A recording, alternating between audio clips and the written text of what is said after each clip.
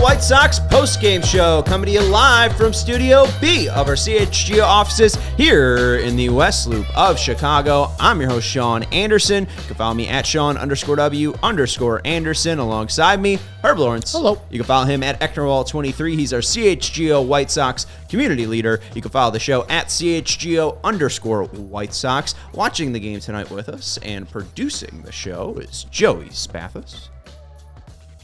Hello. I mean, we're very used to our producers chiming in here, so my bad. Yeah, well, we're getting used to it. That's fine. I'm happy to be a voice and on the show. I mean, Sean, you know, I'm not shy to chime in. So call me Mr. Campfire Milkshake from now on.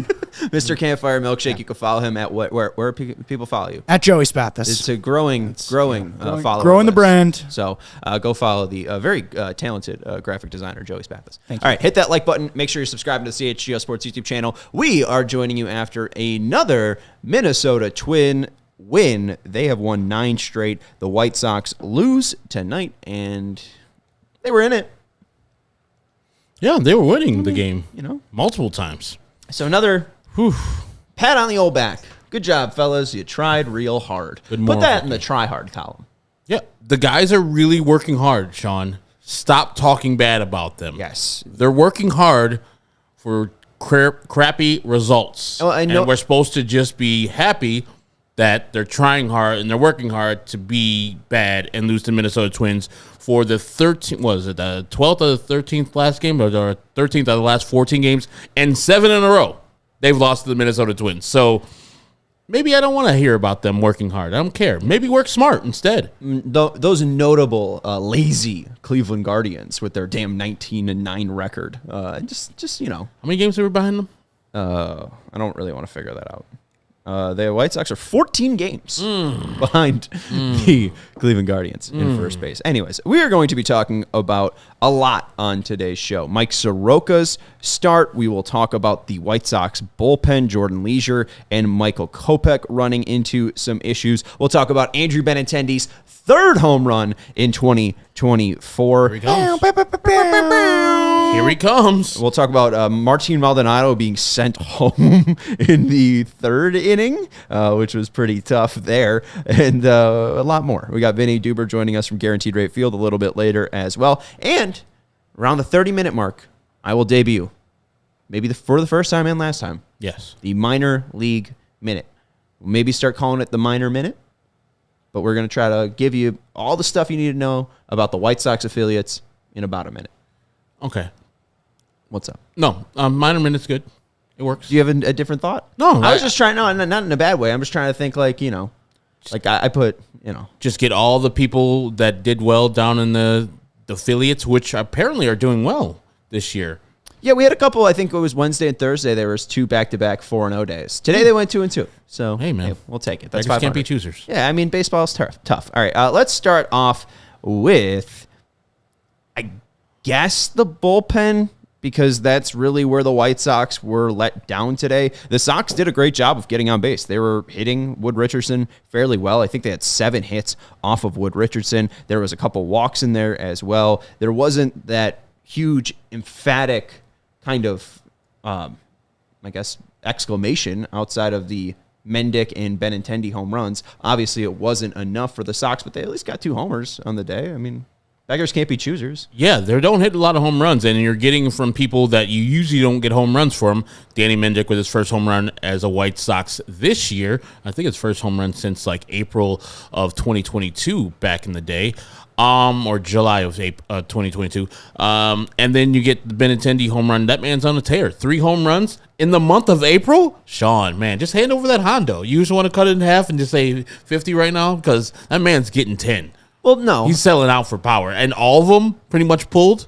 Maybe it's something new. Hey, since I started picking him since April 24th, the man has been on fire in Pick to Click. And also, I better get a win today. 4 runs, 3 homers, 9 RBIs, 9 for 26 for Benny. There's also a double in there. No walks and 7 Ks. Here's the thing. Yeah. I know that Benintendi is a slow starter, a notably slow starter, and he even told that to, I think, Vinny and James Fegan when he first signed, that, he's a slow starter and doesn't really get off to the best start. So you're right. Hey, maybe this is going to be the start of something new. 15 homers for Benintendi, 20 homers for Benny. And his first stolen base this year, too. And his first stolen base. I guess the thing that really sticks out to me is just he's not walking still. So Benintendi's now going to be a power guy.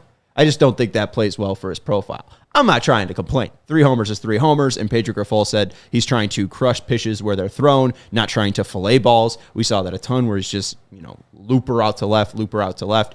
He's thought of to start pulling the ball a little bit more, and he's actually, going out there and producing. So I'll take it. I'm not going to complain. I know you can complain about his throw from left field in the 8th inning, though.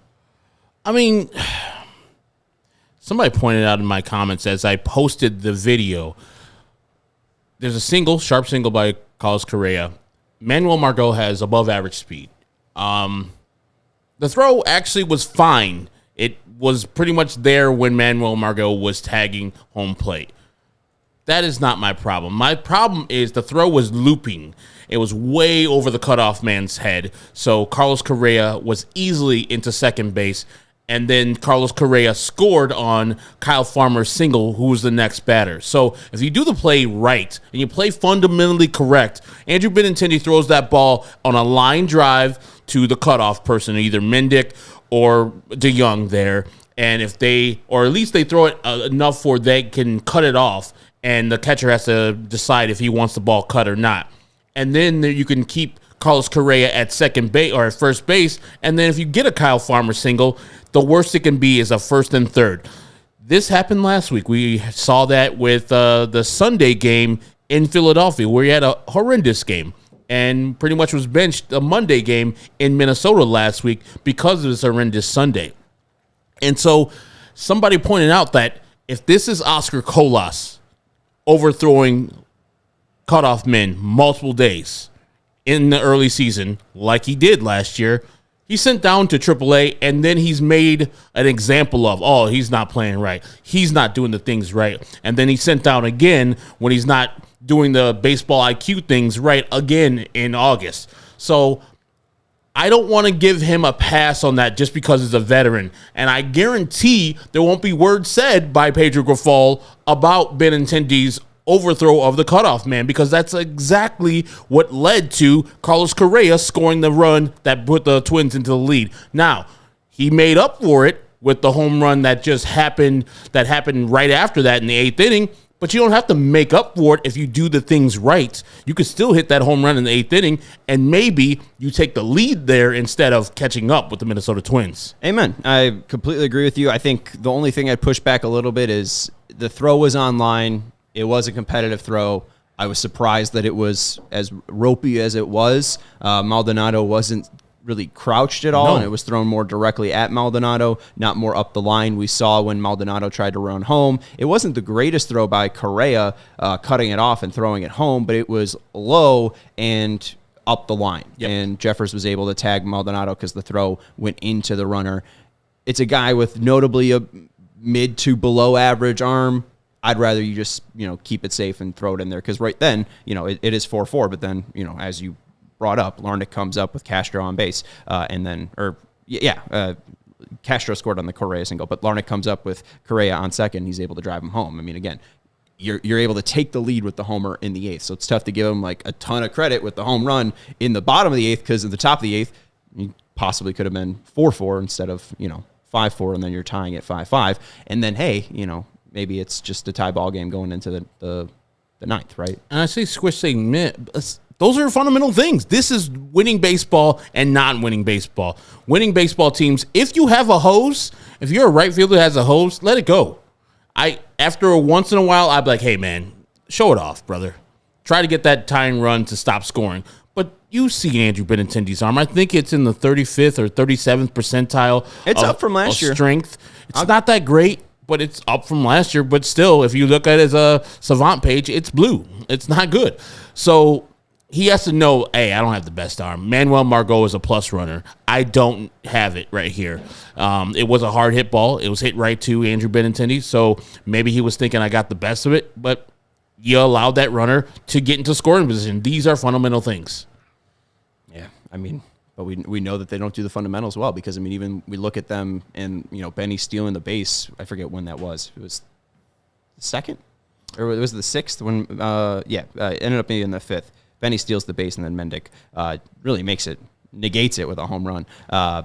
But we also see when the Twins made it 4-3, they send the runner to second base. Maldonado throws down, and they run the play that the White Sox have run with Jeffers on third. There's a man on first and third. The guy at first steals second. Maldonado throws to second, and then Jeffers walks home to make it 4-3. If they're not making that mistake and they're just letting that guy take second, again, maybe there's not a run scored there. So it's just not fast. It's not technically sound. No. They're getting beaten a high school way. And it's kind of surprising that we've seen this from a lot of major league teams. I mean, the White Sox have been able to pull it off twice. I think the White Sox have gotten it pulled off on them twice. Just don't throw to second. Stop it. That's the thing. Like, if the White Sox had never done it themselves and done it successfully themselves, I would be like, okay, that's kind of, a surprise play that the Twins caught them on. But the White Sox do that play multiple times and have been successful. You have to have a play for it. You understand that other teams are probably going to try to do it to you, as it's been done many times in the major leagues. As I was taught in minor or in little league, throw the ball to the pitcher. Throw it low enough so the pitcher can count it off. And if that guy is trying to steal from third, the pitcher cuts it off, and then he has an easy out right there. You saw what happened later when Nicky Lopez kind of did that same thing where he bobbled the ball up the middle, and then Kepler was trying to come home and then got him in a pickle. Like, I don't understand why you wouldn't be ready for that play. Like, first and third, one out, alert, alert, guys. If this ball is a strike and they're trying to steal, I'm going to throw through to the pitcher, or I'm not going to throw at all, which they did later in the game where they did a double steal. But you got to be alert for that. You got to understand that was their plan all along. Because you said Jeffers didn't run home fast. He jogged home because, firstly, Paul DeYoung dropped the ball and then pretty much went after it nonchalantly. It was nothing really like any urgency from the White Sox and any baseball IQ of these people are going to pull off the same thing that we pulled off multiple times this year. I mean, it just sucks to see. I mean, you just like them to at least have a game where they're not making these mistakes defensively. The stolen base there, the Benintendi throw. They're not leaving runners strand at multiple situations. I think they left the bases loaded at some point in the fourth inning. They started the second inning with 2 singles. Yes, Sheets and Vaughn. Yeah, and then you get 3 straight outs. Benintendi with the rocket to center, a strikeout for Danny Mendick, and then a ground out to DeYoung. I mean, they didn't move. Not only didn't they score, they didn't move from their positions. So, the Benintendi at bat, I don't fault him. It was a rocket. It was 96 miles off the bat. He's trying to hit the ball hard. But the other 2 guys got to come through. I mean, Danny Mendick just looked at a slider that Wood Richardson threw right there. He had Mendick stay. And when he left the game, he was like, Jesus Christ, I don't want to ever see Simeon Woods Richardson again, because immediately he hit that home run off of Caleb Thielbar? No, Funderburk. Funderburk. Yeah, he hit that home run off of Funderburk. I love the Ray Chevy Funderburk. It drives well. And then I got it in red. And we're talking about other things fundamentally that I thought were wrong. You got Martin Maldonado, who is the second slowest runner in Major League Baseball. I think only another catcher is slower than him. Yasmani? No, I think it's a former Cub catcher is slower than him by 0.1. But he's at first. So he's the slowest person in baseball. Tommy Pham. 0.1 is not that much of a difference. Yeah, Tommy Pham hits a double to deep left center. And Eddie Rodriguez, the third base coach for the White Sox, says, you know what? Second slowest runner in baseball? Get your ass to the house. And he's coming from first also. So it's not like he's coming from second coming home. So it's a shorter distance. Maybe he has a little bit more energy, a little bit more speed with him. He's coming all the way from first base. And you could see that engine just, nope, it's not going. And somebody's like, well, it took perfect throws. It's like, no, it didn't. As you talked about, Carlos Correa's throw bounced twice, almost hit the mound and went up the line, and Jeffers grabbed the ball and tagged him 5 feet away from the plate. And initially the umpire called him safe, but I saw the play and the replay. He's like, yeah, he tagged him. And because Martin Maldonado is slow, you could have had second and third with your 3 and 4 hitters coming up. I don't understand what the mindset there for Eddie Rodriguez. Not only the slow runner, but you have your runners or you have your hitters that you want up, your RBI producers up next. And so it doesn't make any sense for him to send Martin Maldonado home. Those are the things that you have to execute correctly. And Eddie Rodriguez, I don't remember a good send that he's had. Maybe I'm just focusing on the negative, but every time he's like, or Pedro says, well, we're just trying to score some runs. Well, we have to score some runs, and we have to force the issue sometimes. It's like every single time. And that was the same issue with Joe McEwing. Like, when's the last time we had a good third base coach that knew how to send people in and knew the situation at hand, who was up, who has the arms, and Buxton and Carlos Correa, who has a cannon of an arm, even though that throw was shit. That's White Sox baseball, though. I mean, you're right. I don't really think that we've had a great third base coach, and that's probably why under Pedro Grifol they're 67 and 125. It's ugly, and I'm not trying to dunk on them. I'm not trying to be a hater. It's just living in facts. I don't know if I disagree or agree on the Maldonado play. I didn't see it. I was listening to the radio call, and DJ said that you see Maldonado running well and he's digging in, and you see that he's, got good speed. Rodriguez, he's not good speed, but like for Maldonado, yes, he's at a good speed. Yes. Let's send him in. I don't hate trying to force the effort or push the envelope a little bit. But yeah, I mean, Squish mentioning Maldonado tripped a bit too. And then Alejandro saying, don't even start with that Maldi home play. I'm fine if Maldonado's on third and Tommy Pham's on second and the White Sox are allowed to just, put pressure on Simeon Wood Richardson. I think that's probably the toughest thing. Aloy ended up making up for that with a RBI single to score Pham. That made it 1-0. And then the Sox weren't able to get across another run. Aloy was at, third, I think? Or Sheets hit a second. Sheets hit a double, so Aloy was at third and Sheets at second, but then Vaughn wasn't able to drive in the run there. So the Sox were only able to score one, even again with, runners on second and third. So if, that's a single from Aloy there, you still have runners on. Oh, okay. You just snapped at me. Well, I was going to signal to you that we got to, pay some bills. Maybe shout out the old lineies. Did you hold up the break zone ad? It's right there under you. It's right there. Come on, man. I didn't see it. Snapping at me. Come on. With your Rice Krispies treat hat on. You can do being break. Snapped. Where's Crackle and Pop? It's signed by Ludacris. Okay. So it's signed by Ludacris? You want to keep laughing? All right. Yeah, it is. I'll stop. People can't see it, Joey. You're saying look it to us. I mean, show it to the people. It's not. Is it? It's not actually signed like Ludacris. It's like embroidered with Ludacris. Anyways, Sox had runners on second and third, and Maldonado's just staying at third and not being sent by Eddie Rodriguez. The Sox might have been able to capitalize. Joey wants us to take a break real badly, so let's take a break. Dying for a break. We'll let you know about game time. We'll talk to you about our friends over at Circa, and then we'll talk a little bit about Mike Soroka. At Game Time, they believe that you shouldn't have to worry when you're buying tickets to your next big event. Game Time is the fast and easy way to buy tickets for all the sports, music, comedy, theater events nearest you. And with killer last-minute deals, all-in prices, views from your seat, and their best price guarantee, Game Time takes the guesswork out of buying tickets. I just went to Milwaukee and had some tickets via Game Time. I got some zone deals. They were like $40 cheaper than they would have been otherwise. But I've been to Atlanta a couple years ago, bought some tickets on Game Time, checked all the secondary market sites, saw one that had a lower price in the section and row that I was sitting in, so I sent this information to Game Time, and within 12 minutes, I had 110% of the difference in my account. Game Time is the only ticketing app that gives you complete peace of mind with your purchase. You can see the views from your seat before you buy, so you know exactly what to expect when you arrive. All-in prices show you a total up front, so you know you're getting a great deal without the hidden fees. And they're also totally obsessed with finding ways for you to save money. And I say this as you're a White Sox fan that doesn't like Jerry Reinsdorf and giving him money directly. Game Time, all those tickets have been purchased by somebody else, and so they've already paid Jerry Reinsdorf that money. If you want to go to a White Sox game and that's your joy, I would suggest you go to Game Time and buy the tickets via that, because you're not giving money directly to Jerry Reinsdorf, and you can bring your own food in a plastic bag and your drinks. So you're not getting money to him at all. And park on the streets on 31st Street. That's my little tip for you guys.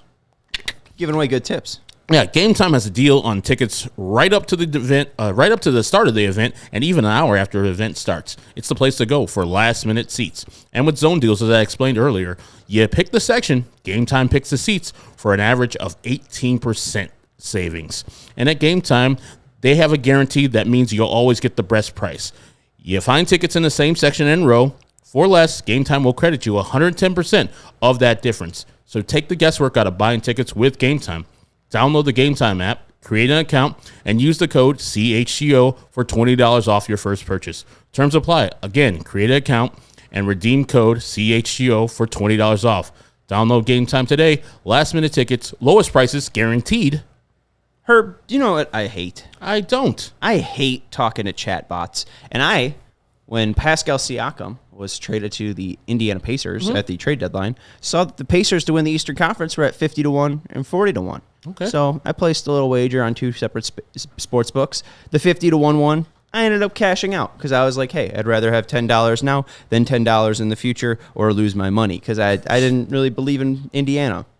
But they're up 3-1 against Milwaukee, and they might be advancing. So, hey, watch out. I got a 40-1 ticket out there. But I wanted to make sure I didn't cash that out. So I go to a different sports book. I have to call a toll-free number. I have to press 1 for them to go and call me. I get a call 30 minutes later, and the person that's calling me isn't registered to help me because they don't have a Illinois license. So then I have to go find the live chat. I get to the live chat. I finally get my account unlocked, and then I have to reset my password, agree to the team terms and services. What I'm trying to say is Circa Sportsbooks makes it a lot easier. They want to help you out. There are real people running the sportsbook who resolve issues in a timely fashion, unlike these other books who use chatbots. And I still have that. $3.40 ticket, or $3.40 on a 40-1 ticket. Hopefully, those Indiana Pacers can help me cash a $135 ticket. But I know playing right now. What's the score? They were down by I think 4 at half. Okay, I'll take Close that. But that's why I'm just going to be using Circa from here on out. Download the Circa Sports Illinois app at circasports.com/Illinois-app, circasports.com/Illinois-app to sign up today. Also be on the lookout for Circa events, watch parties, and tailgates. If you or someone you know may have a problem with gambling, call 1-800-GAMBLER, 1-800-426-2537, text GMB to 833-234, visit areyourreallyWinning.com. All right. The Bucks are up by 9 in the third quarter. It's comeback. It's a comeback time. Yep. You know, Pascal Siakam's going to drop 30. Tyrese Halliburton's going to drop 30. No Giannis, no Dame. Aaron Nesmith going to drop 30. Well, is he still in the Pacers? Yes. Yeah, he is. All right, I'll take it. Nebhart is on there. Yeah, Nesmith too. They both need, both Siakam and Nesmith need, one needs 24 points and the other one needs 25 points to get to 30. I was saying the two good ones, Halliburton and Siakam, need the 30. But. Well, Halliburton's at 13 points. Okay, well, that's not good. They're struggling right now. Well, that's not good. Anyways, let's talk a little bit about Mike Soroka. Then we'll get to the minor league minute, and then we'll be joined by Vinnie Duber. So Soroka walked out to Interstate Love Song. I want you to start thinking about Stone Temple Pilots for later on in the show. Okay. But he was pretty good to start off this game. 7-pitch first inning. He had 2 Ks in that inning as well. A 14-pitch second inning, 21 pitches after 2. And then he had a 6-pitch third. 6 first-pitch strikes to the first 9 batters faced. He was extremely efficient. And then the fourth, it got a little bit out of hand for Soroka. 24 pitches in that fourth, bringing his total up to 51. He walked Julian, he walked Kepler, and then he had Correa up with runners on first and second, got down to a 2-0 count to Correa, threw 6 straight balls, then got to a 2 count and got Correa to ground out. Didn't allow a hit after the first 4 innings, and then he was taken out in the 5th after a scoreless and hitless first 4 innings, giving up a double to Castro, and even though Tommy Pham gave effort, that scored a runner, making it 2-1 Minnesota, and then Farmer with a double scoring Castro, making it 2-2 Minnesota. Soroka out, Banks in. What'd you make of Soroka tonight? I thought he looked a lot better, a lot more in command, using the pitches that he had in his arsenal early and often. Like you said, that 7-pitch first inning was just phenomenal, striking out guys with, I think, 3 pitches and 3 pitches, and then I think the third batter just he got in his kitchen and he grounded the ball out. I thought he looked a little bit more confident. I was kind of perplexed why Pedro took him out after the 5th inning. The 5th inning. The 4th inning was a struggle, as you said. He walked 2 guys, was wild that whole thing. Maybe that went into it.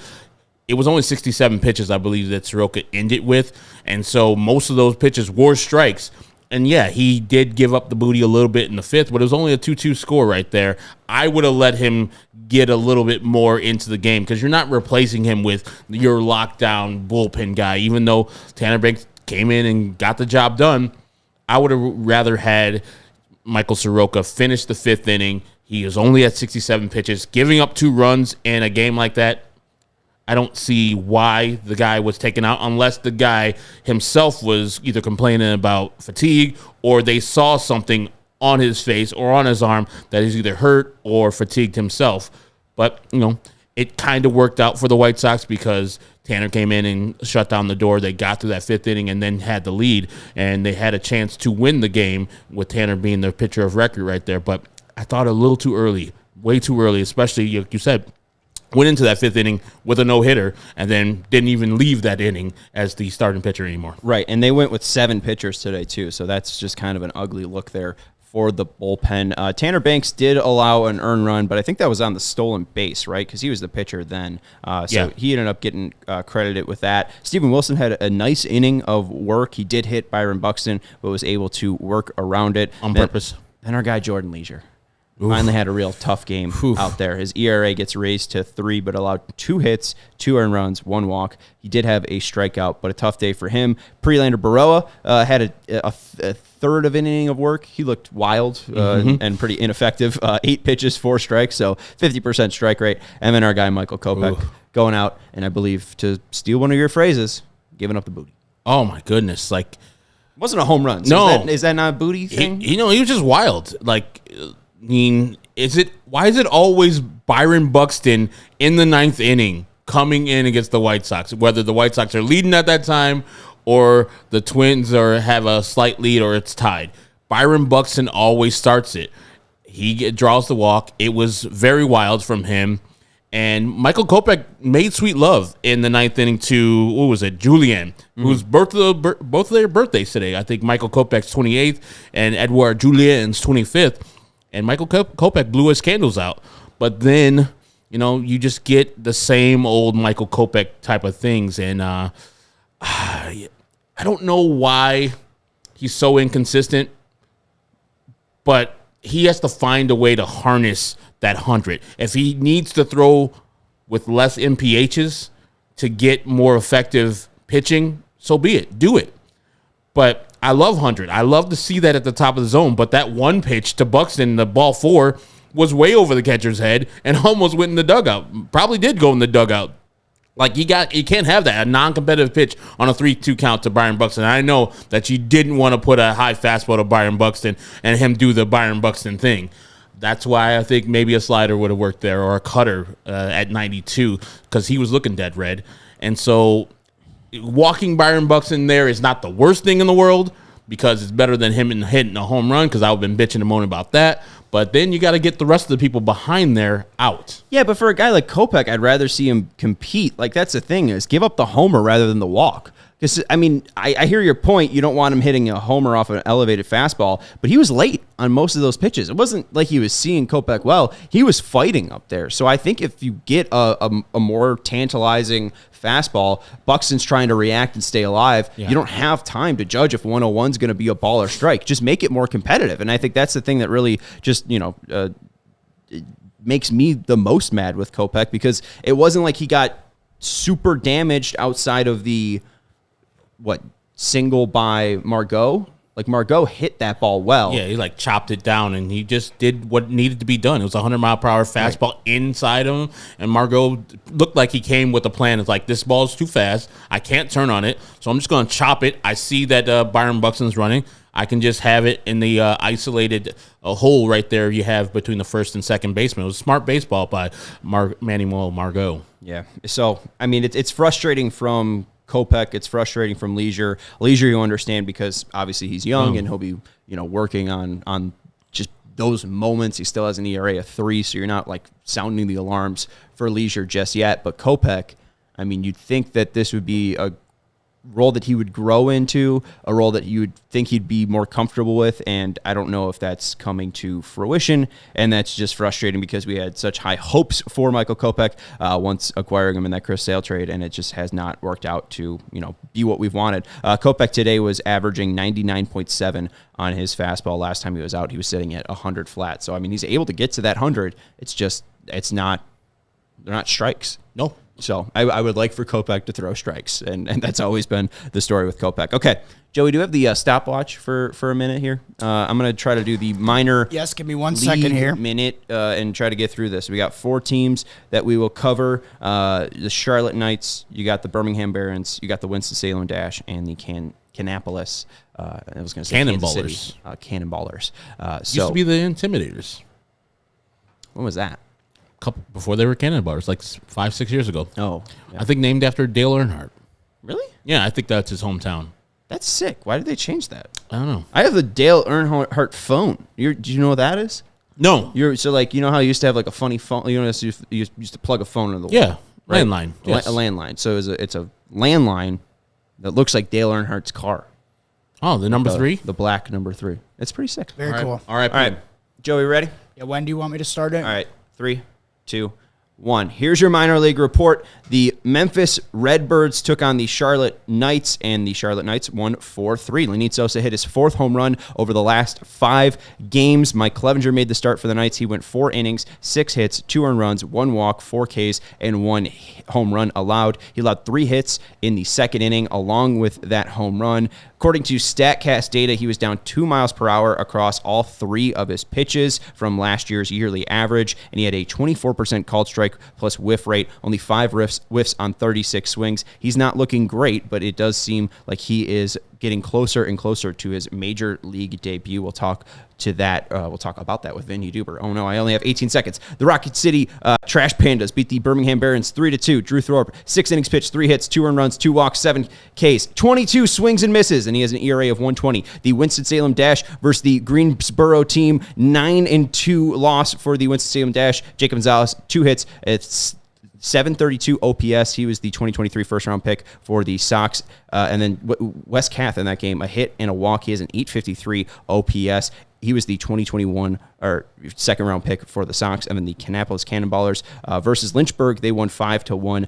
Your guy Riku Nishida had 2 walks, and he has an OBP over 370. He really hasn't had an average over 213, but he's able to get on base. I think he's got now 19 walks on the year, and he's got 12 Ks. So he's if Stephen Kwan couldn't hit the ball. So there you go. All right. It's about the minor league minute and a half. Yeah, stopwatch wasn't really that great. Let's take a break. I heard Hey, don't blame the stopwatch. No, your stopwatch was great. My stopwatch time, like I wasn't really great on the minute part. You took your time with the Mike Clevenger stuff because that's the most important of the minor league stuff because that guy will be a major leaguer within weeks. I'll sharpen if not this weekend. Iron sharpens iron. All right, we'll take a break. I heard the ring of Vinnie Duber, so we'll take a break and then head out to Guaranteed Ray Field. Want to let you know about our friends over at Salerno's Pizza. Stop by Salerno's on tap, located at 1201 West Grand Ave in Chicago's Westtown, and enjoy their tavern-style pizza and ice-cold beers. Beer. Whether you're headed to the game, want to watch it live on their big screen TVs, or you're watching it from home, Salerno's has you covered. Go to salernospizza.com or call 312-666-3444 and mention CHGO and get half off your pizza. Can I do the Big Dave thing? Half! Mention CHGO and get half off your pizza. Head to Salerno's Pizza or call 312-666-3444 for more information. Again, mention CHGO and get half off that delicious Salerno's Pizza. We also want to let you know about our friends over at Ray CDJR. Yes, our friends over at Ray CDJR. Are you in the market for a new vehicle? If you are, then we have some great news for you. Our partner Ray Chrysler Dodge Jeep and Ram in Fox Lake are celebrating the Jeep Celebration event all month long. And do you know what that means, Herb?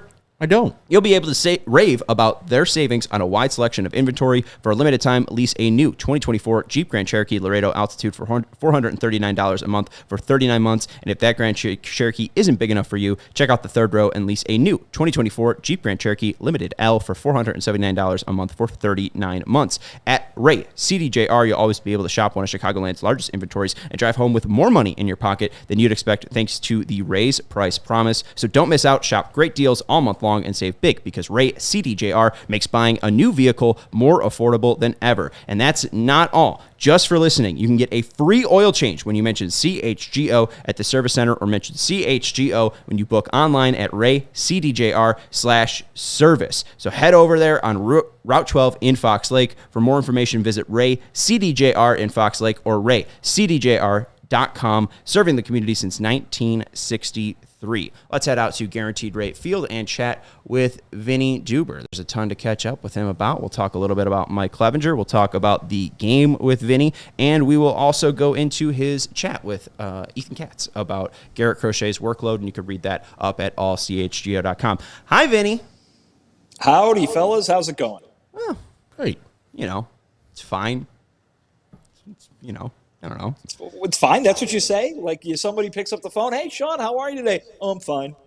The White Sox are like 6-24. You just be polite and say, I'm doing good. How are you? I thought after 2.5 years we might have enough rapport where, I'm able to be honest with my friend Vinnie Duber. But no, I'll put on a brave face.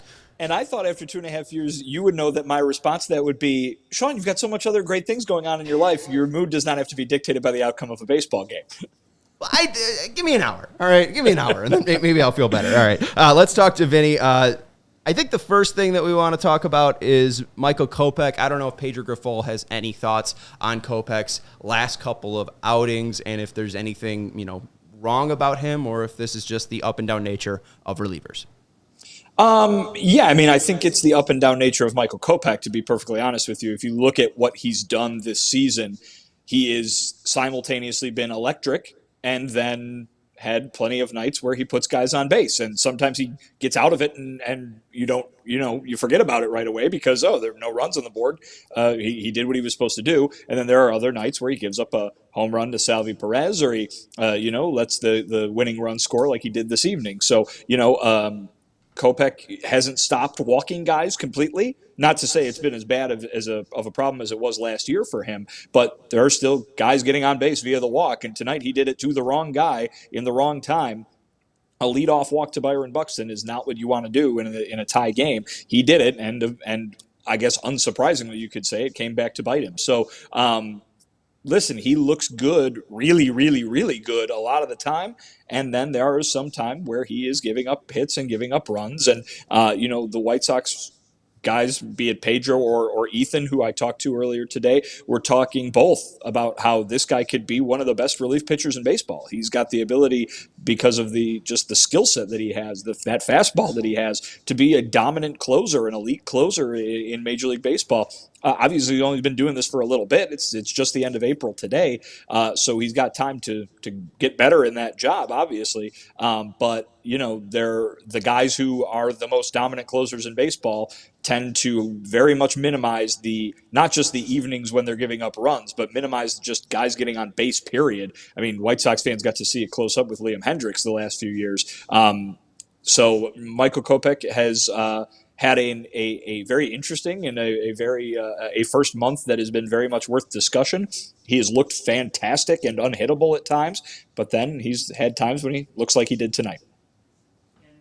Through 3 innings, Michael Soroka looked like his best outing that he was having today.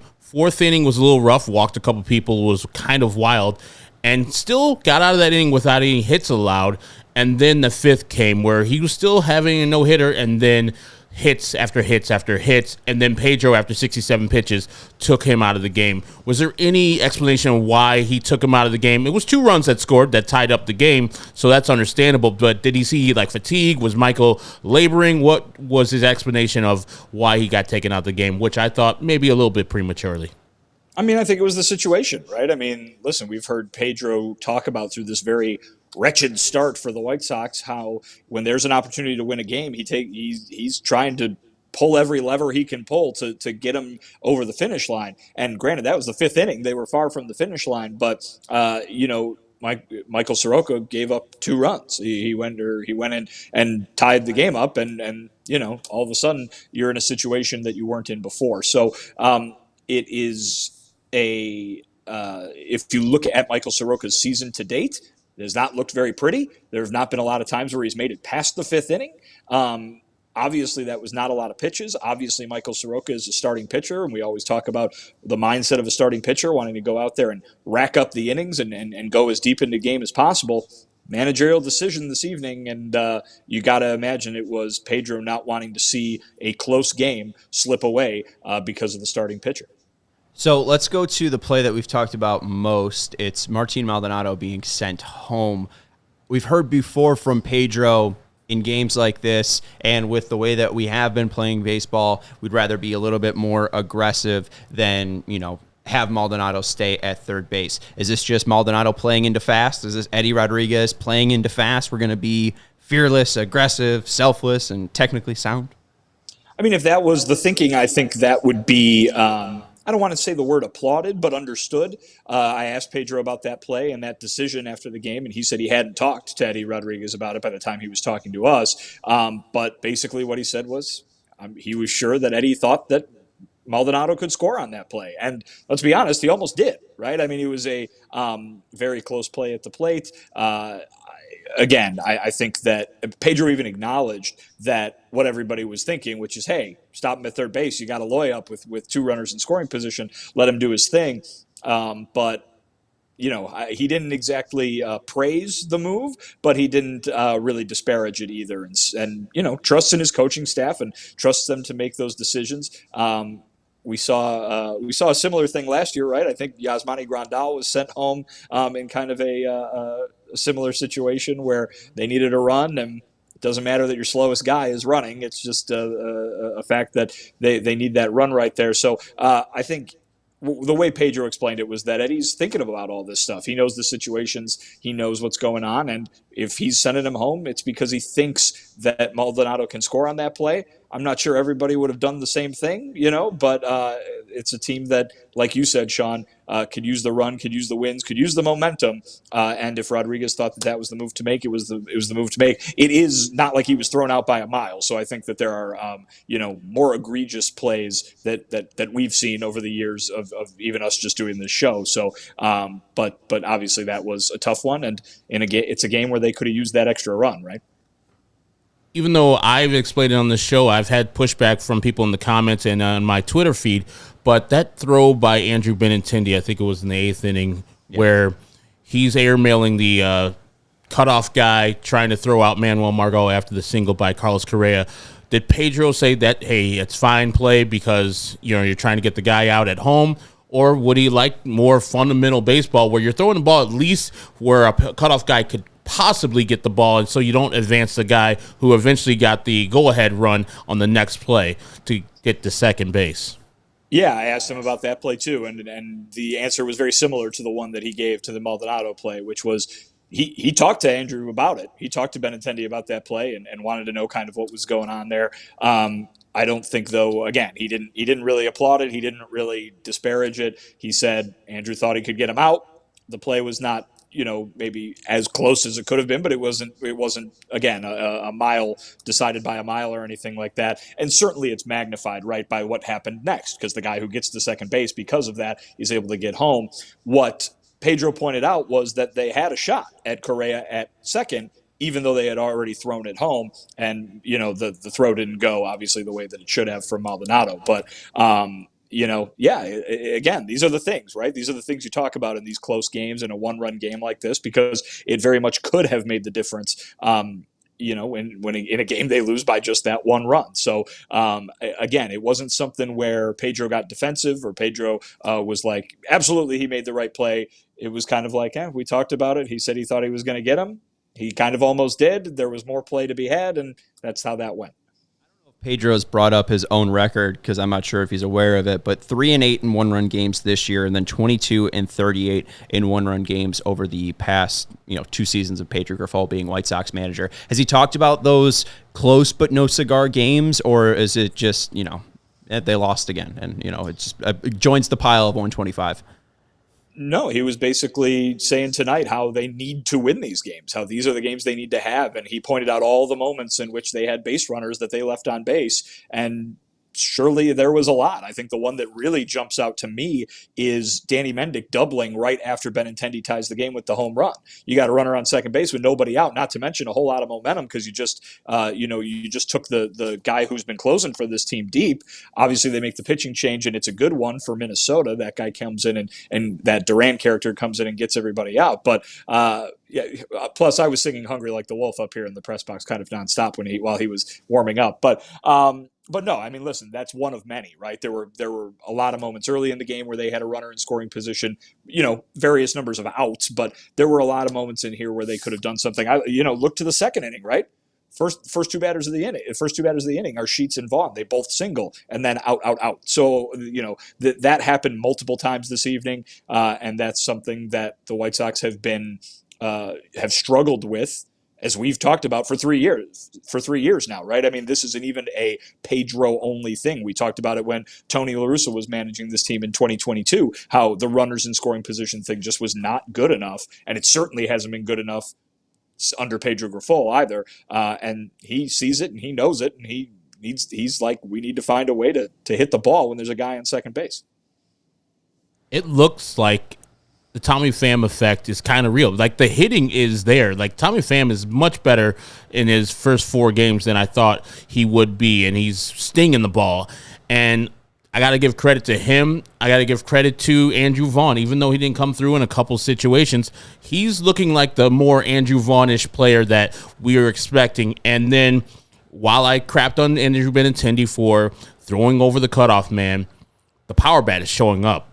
The man's got 3 home runs in his last 4 games. I mean, did Pedro talk about what's gone into why they're so much more offensively inclined? Is it just the opponents they're playing, or being at home, or just the contagiousness of good hitting?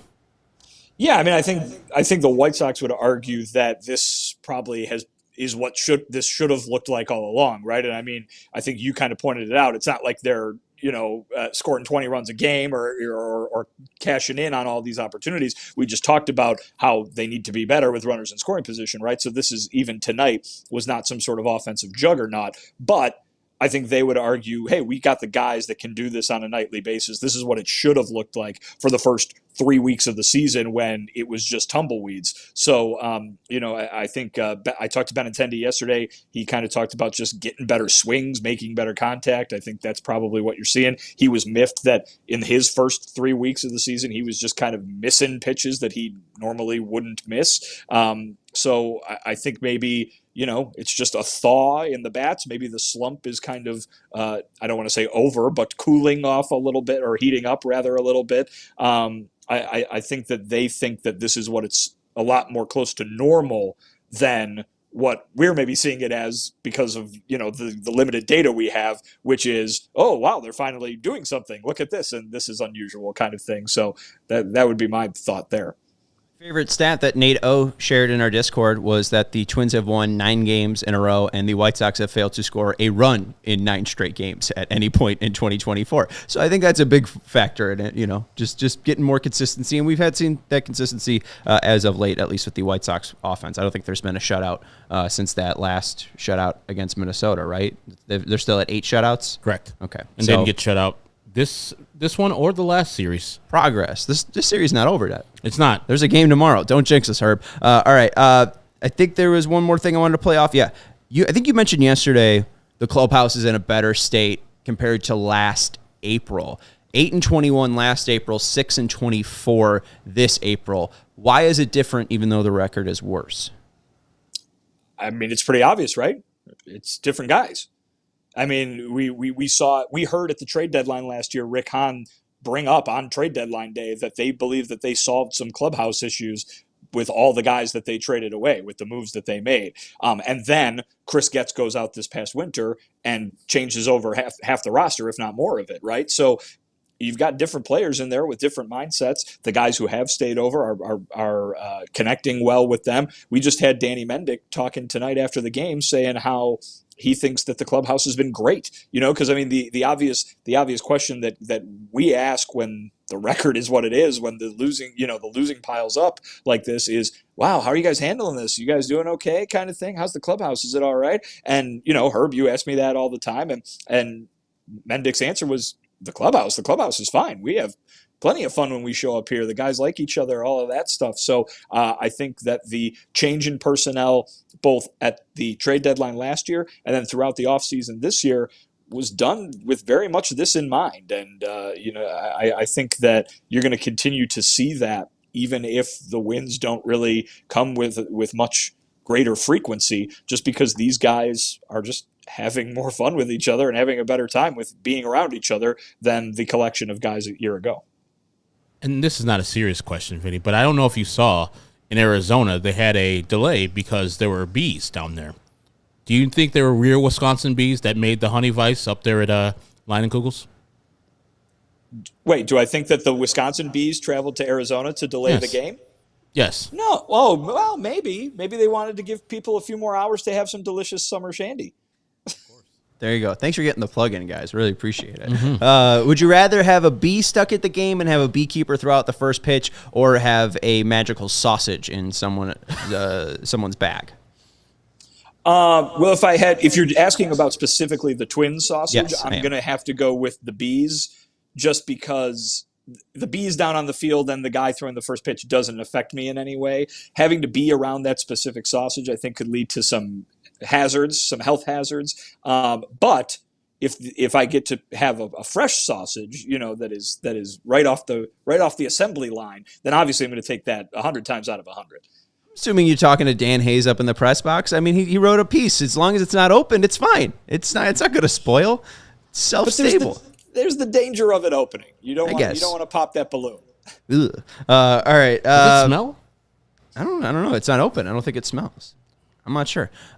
Vinny, go try to find the sausage tomorrow and report back if it Just steal smells it or from not. him. No? Okay. I'm not getting anywhere near that thing. I got two more baseball questions. Clevenger and Crochet. You wrote about Crochet. We'll save that for last at allchgo.com. Clevenger, you made a start today in Charlotte. 4 innings pitched. 2 earned runs? Yeah, 2 earned runs, 1 walk, 4 Ks. When should fans expect Mike Clevenger? Soon.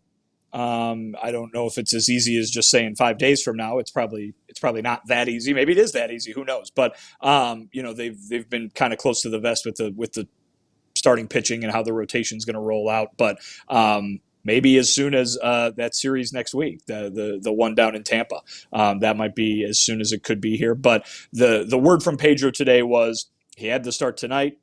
They're going to get together and talk about it and reevaluate it and figure out whether he needs one more down there or whether he can come up here and join the rotation. I would have to imagine that he's probably going to join the rotation pretty soon.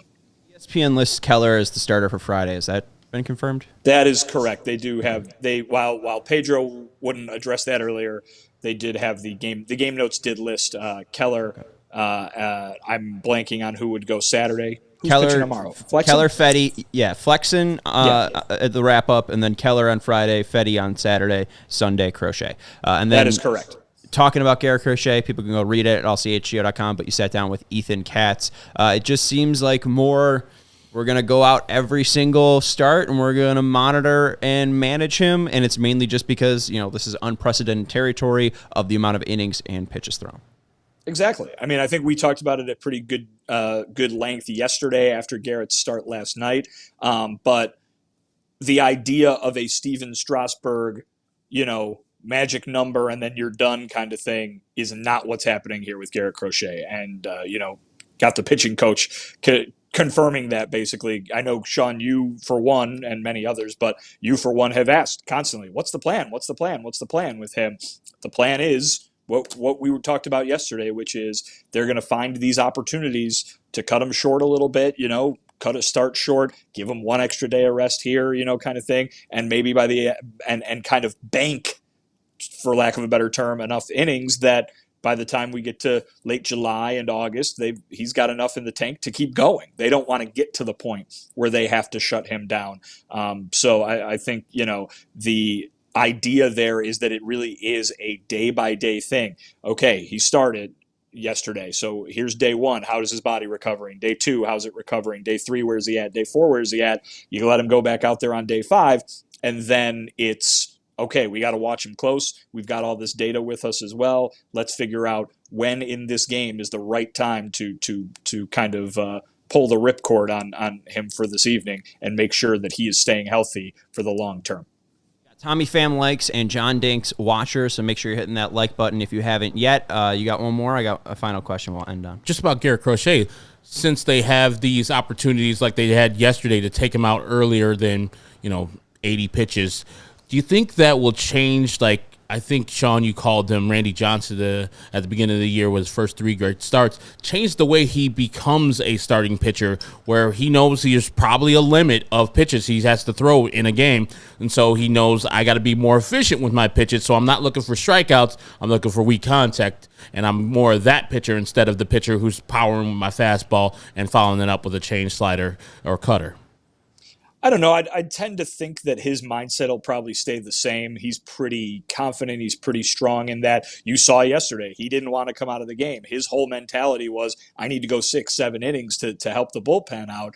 I don't think he has a desire to be anything other than what he envisions in his mind. And I think that's a strength for him. But also it's going to lead to moments like last night, right, where maybe he needs to take a breather and remember what the plan is and why they're doing what they're doing. At the end of the day, though, I think it's just the lack of experience, the lack of innings, the lack of pitches that he's thrown that is making them act this way. I don't think he needs to act any differently because the idea would be that after they get over the hump of this year, then all of a sudden they don't have to worry about him not having a base under him because he'll have a whole year of being a starting pitcher under him and he can go out and probably have a much longer leash. So we'll see. We'll see how this progresses over the long term. But I think this year he does him, and it's on Pedro and Ethan and all the rest to make sure that they're doing them in terms of protecting Garrett. You tweeted out that Mike Soroka came out to Interstate Love Song. Final question. Favorite STP song? Herb, go. A song called Plush, Unplugged MTV.